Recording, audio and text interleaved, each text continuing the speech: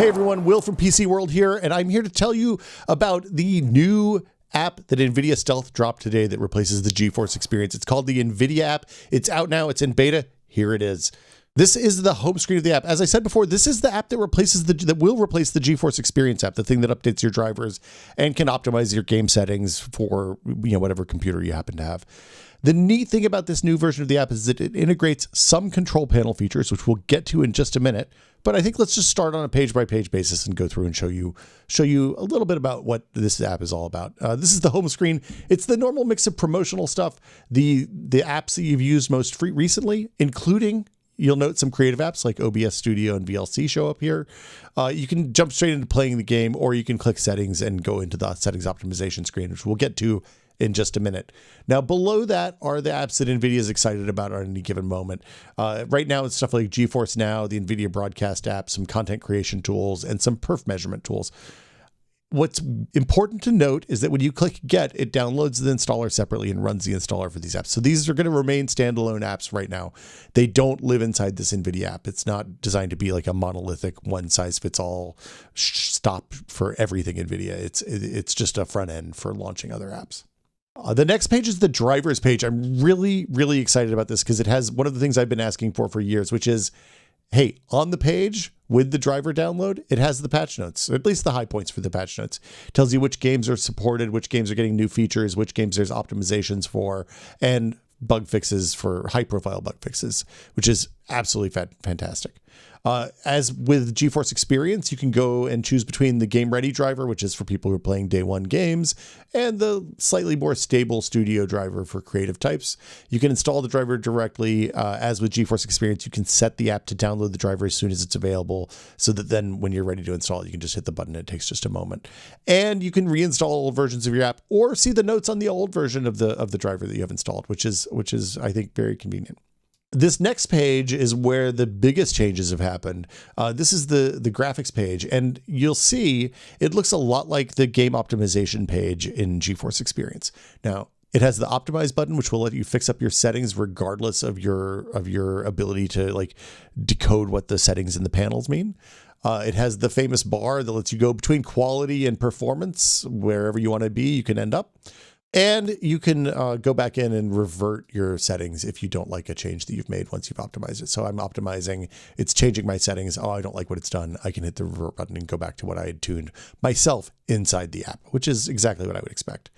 Now, here's where things get exciting. Previously, this driver settings panel was all the stuff that was limited, only exposed in the NVIDIA control panel. These are the driver specific settings. And it was, I think, pretty confusing for a lot of people to have to make some settings changes in the game and some settings changes in the driver. This lets you have one unified interface for both of those for people who don't want to dig into those driver control panels. Now, it's worth mentioning the NVIDIA control panel is still there. It's going to remain around. In fact, actually, there's a link to it in the settings page all the way down here at the bottom of the first tab in the settings page. And it's going to load up NVIDIA control panel right on my desktop. Stuff like setting up G-Sync, turning on G-Sync for your monitors, whether it's for full screen or for both windowed and full screen modes, is still going to be in the control panel. And as well as things like color profiles, granular detail over resolutions, scaling, all that is going to remain in the control panel, at least for now. And don't worry, surround gamers, still in the control panel. So that stuff's not going to change for the time being. Worth taking a look at on this global settings page is RTX Dynamic Vibrance, which we believe is their kind of take on auto HDR that's in Windows 11. What this does is lets you use AI to improve visual clarity for your games, which should make your SDR games look better on HDR monitors and maybe mean you don't have to switch back and forth between SDR and HDR mode on the monitor all the time. Another thing I love about this control panel setting is, I think this was in the NVIDIA control panel as well, but you can actually click the little information blurb next to any of these settings, and it kind of gives you a high-level overview of what the feature does and what you're going to want to use it for and what the benefit of turning it on or turning it off will be.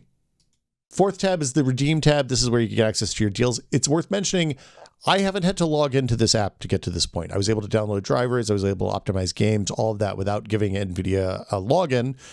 If you do want to get access to the redemption and to the promotional giveaways that they have in the app, you do have to log in with your NVIDIA account. So I think it's a fair trade. You're getting something, you're giving them something. It seems like the modern economy at work.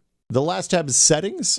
Here you can get a full overview of your system. Like if you don't know what motherboard, what video card, you're not going to get motherboard, but you will get video card, and you do get the current version of Windows and all that stuff. It's a reasonably convenient way to get access to stuff that you probably already know about your computer.